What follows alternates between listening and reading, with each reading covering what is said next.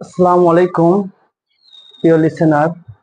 তোমাদের সামনে আজকে আমি একটা ছোট্ট বিষয় আলোচনা করব, যেটা আমাদের পরীক্ষাগুলোতে বিভিন্ন সময় এই নিয়ে আমাদের অনেক ঝামেলা বাধে।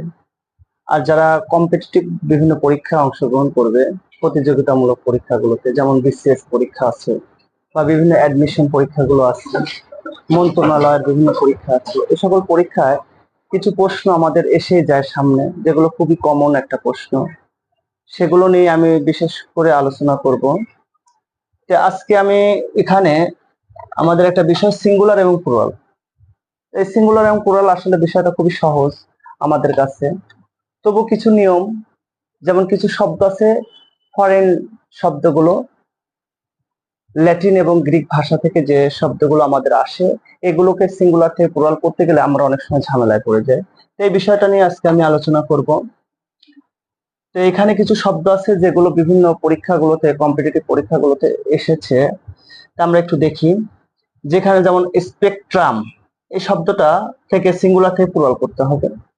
এখানে নিয়মটা কি, আমাদের ফার্স্ট রুল, যে কোনো শব্দের শেষে যদি ইউএম থাকে, এই শব্দগুলো সব শব্দগুলো ল্যাটিন শব্দ, একটা ফরেন ল্যাঙ্গুয়েজ থেকে এই শব্দগুলো এসেছে এবং আমাদের ইংরেজির সাথে এগুলো মিশে গেছে, এবং এখানে আমাদের অনেক ঝামেলা সৃষ্টি হয়।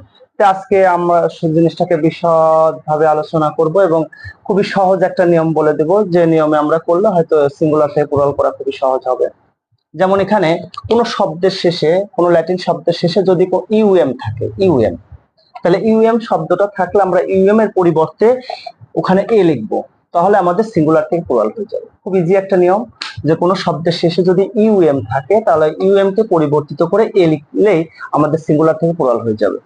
যেমন এখানে একটা শব্দ আছে স্পেকট্রাম, এই শব্দটা সিঙ্গুলার, তাহলে প্লুরাল কি হবে? স্পেকটা। আমরা ইউএম কে কি করে দিলাম? এতে পরিবর্তন করে দিলাম। ঠিক তেমনি আরেকটি শব্দ এজেন্ডাম। এজেন্ডাম শব্দটাকে প্লুরাল করতে হলে কি হবে? এই ইউএম টাকে এ করে দিলে কি হবে? এজেন্ডা। তারপর অ্যালুভিয়াম শব্দটা আমাদের শেষে আছে ইউএম, তাহলে অ্যালুভিয়াম শব্দটাকে প্লুরাল করলে কি হবে? অ্যালুভিয়া।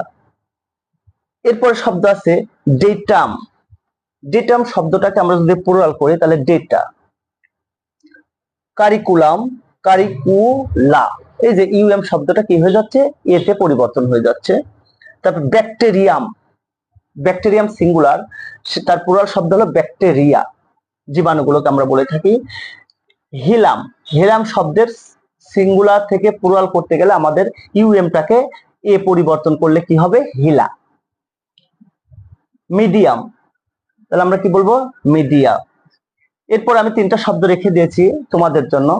একটা হলো অ্যাডেন্ডাম, তাহলে কি হবে? একটু চিন্তা করি, তাহলে ইউএম কে আমরা এ তে পরিবর্তন করব, তাহলে কি হবে? অ্যাডেন্ডা। এখানে ফোরাম, ফোরাম শব্দটাকে যদি ইউএম কে এ করি তাহলে হবে ফোরা। অপটিমাম, তাহলে অপটিমা। এরকম অনেকগুলো শব্দ আছে যেখানে ল্যাটিন শব্দ থেকে ইউএম শব্দটাকে এ পরিবর্তন করলে আমাদের সিঙ্গুলার থেকে প্লুরাল হয়ে যায়। আর এই সকল পরীক্ষা বিসিএস থেকে শুরু করে বিভিন্ন কম্পিটিটিভ পরীক্ষাগুলো এই প্রশ্নটা অনেকই আসে। Thank you listener.